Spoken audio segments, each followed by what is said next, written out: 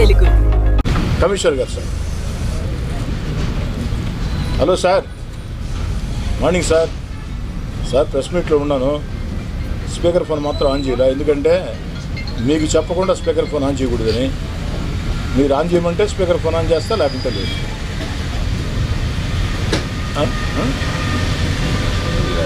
Right, అందుకని sir నేను speaker phone on చేయటంలే.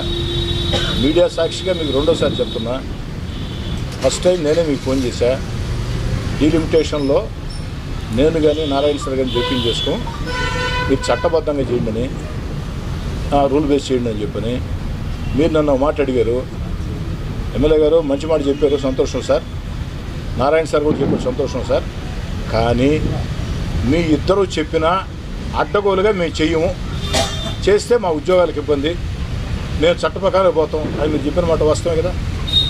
కాబట్టి చేయడానికి స్కోప్ ఉంటుందో ఉండదో నా అదే సార్. మీరు అన్నారు అన్నమాట, నేనుండి మేము జోక్యం చేసుకోమంటే మీరు జోక్యం చేసుకోమన్న దానికి thank you sir. Narayana sir కూడా మేము జోక్యం చేసుకోమని చెప్పి వారికి కూడా థ్యాంక్స్ చెప్పాను. అయితే ఇంకొక మాట మీకు ప్రత్యేకంగా చెప్తున్నా, మీరు చెప్పినా మేము జోక్యం చేసుకున్నా అడ్డదిడ్డాలుగా మేము చేయము, ఎలక్షన్ కమిషన్ నియమాల ప్రకారం పోతామని చెప్పారు.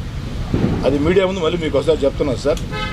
రెండోది ఏంటంటే అన్ని అభ్యంతరాలు తెలుగుదేశం వాళ్ళు అభ్యంతరాలు ఇచ్చున్నారు, సిపిఎం వాళ్ళు ఇచ్చున్నారు, అన్ని పార్టీలు ఇచ్చున్నాయి. వైఎస్ఆర్ జనసేన ఇచ్చారు, బీజేపీ ఇచ్చారు, వైఎస్ఆర్ కాంగ్రెస్ పార్టీ ఇచ్చారు.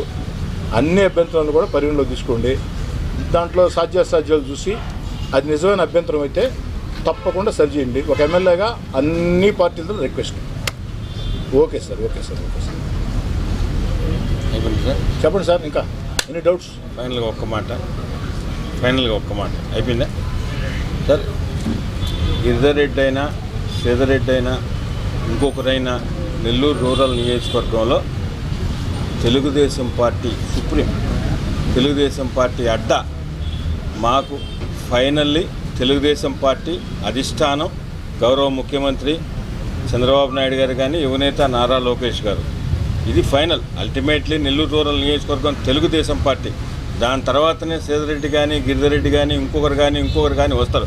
ఇక్కడ జనరల్గా పర్సన్స్ కాదు, పార్టీ ఈజ్ ద సుప్రీం. అది ఫాలో అయ్యేవాళ్ళం, మేము లాయల్గా ఉండేవాళ్ళం. అది ఒక్కటి గుర్తుపెట్టుకోండి. మేము ఎక్కడున్నా లాయల్గా ఉంటాం సార్. ఎక్కడ ఉన్నా పార్టీ అధినేత లాయల్గా ఉంటాం, పార్టీ కోసం పనిచేస్తాం. మేము తెలుగుదేశం పార్టీలో ఉన్నాం. ఈ తెలుగుదేశం పార్టీకి ఒక బలమైనటువంటి స్థావరంగా తయారయ్యేదానికి మా వంతు కృషి మేము చేస్తాం. ఏది వచ్చినా సరే, ఎలక్షన్ లోకల్ బాడీ, రేపు వచ్చే లోకల్ బాడీ, రాబో అసెంబ్లీ, ఇంకా రాబో అసెంబ్లీ, మా ఓపికన్నంత వరకు నెల్లూరు రూరల్ నియోజకవర్గంలో ఏ ఎలక్షన్ వచ్చినా తెలుగుదేశం పార్టీ జెండా ఎగిరేదానికే మా శక్తి వంచన లేకుండా కృషి చేస్తాం సార్. నెల్లూరు రూరల్ ఒకటే లక్ష్యం సార్. స్థానిక ఎన్నికల్లో 100కి 100.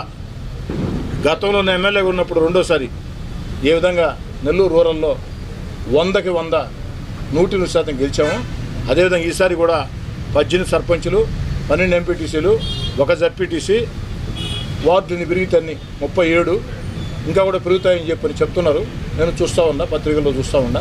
ఇన్ని పెరిగితే రూరల్ మొత్తం 100%. రెండో నెల్లూరు కార్పొరేషన్లో నారాయణ సార్ది నాది ఒకే మాట. నెల్లూరు కార్పొరేషన్లో నారాయణ సార్ ఒక అసెంబ్లీ సెగ్మెంట్కి ఎమ్మెల్యే, నేను కుదిరి ఎమ్మెల్యేని. అదేవిధంగా మా ఎంపీ వేమిరెడ్డి ప్రభాకర్ రెడ్డి గారు, అదేవిధంగా మా జిల్లా పార్టీ అధ్యక్షుడు బేదా రవిచంద్ర గారు, మేమందరం చక్కగా సమన్వయం చేసుకుని అటు నారాయణ సారు, నేను, వేమిరెడ్డి ప్రభాకర్ రెడ్డి గారు, బేదా రవిచంద్ర గారు సమన్వయం చేసుకుని చంద్రబాబు గారు, లోకేష్ గారు ఆశీస్సులతో నెల్లూరు కార్పొరేషన్ 100కి 100% ప్రజల మన్నన పొంది గెలిచి నారా లోకేష్ గారు వర్కింగ్ ప్రెసిడెంట్ అయిన తర్వాత వారి నెల్లూరు నుంచి మేము ఇచ్చే నిజమైన కానుక ఇదవుతుంది. దానికోసం ప్రతి ఒక్కరు కష్టం చేస్తాం. నేను కష్టం చేస్తా, నా తమ్ముడు కష్టం చేస్తాడు, నా కుమార్తెలు కష్టం చేస్తారు, నా భార్య కష్టం చేస్తుంది. మా భానుశ్రీ గారి దగ్గర నుంచి రూరల్లో ఉండే ప్రతి తెలుగుదేశం పార్టీ క్లస్టర్ ఇన్ఛార్జ్ అందరం కష్టపడతాం. ఎందుకంటే ఈ ఎన్నికలు కార్యకర్తల్ని నాయకులు చేసే ఎన్నికలు. కాబట్టి జెండా మోసిన కార్యకర్తలకి మళ్ళీ కూడా చెప్తూ ఉన్న, నెల్లూరు రూరల్ నియోజకవర్గంలో తెలుగుదేశం పార్టీ జెండా మోసిన, కష్టం చేసిన, ప్రజల్లో మద్దతు ఉన్న, ప్రజల ఆశీస్సులు ఉన్న అలాంటి వ్యక్తులకే కార్పొరేట్ టికెట్లు ఇచ్చేదానికి తెలుగుదేశం పార్టీ అధిష్టాన ఆశీస్సులతో నా వంతు ప్రయత్నాలు నేను చేస్తా. వారిని కార్పొరేటర్లుగా, సర్పంచులుగా, ఎంపీటీసీలుగా, జడ్పీటీసీలుగా వారికి శ్రమ ఎక్కువ కాకుండా ఆ శ్రమంతా కూడా నేను తీసుకుని ఇక్కడ వారి కష్టంతో నేను ఎమ్మెల్యేనయ్యా. మేము వారి ఎన్నికల్లో కూడా అంతకు రెట్టించిన కష్టంతో నేను నా కుటుంబం మొత్తం కష్టం చేస్తాను.